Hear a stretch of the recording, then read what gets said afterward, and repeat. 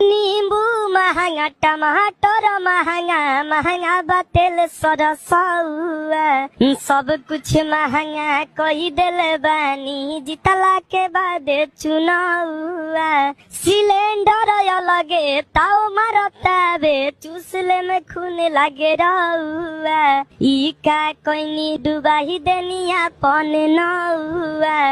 कहले रहनी गरीबी हटाइब, देश के बनाइब रहुआ। खाली काव काव करते रहिला, जैसे करेला कौआ। बरतन कपड़ा किनिए न पाई, बढ़ल बा तना भौआ। रउए बताई कैसे छवाई गरीब के आंगन मरौआ।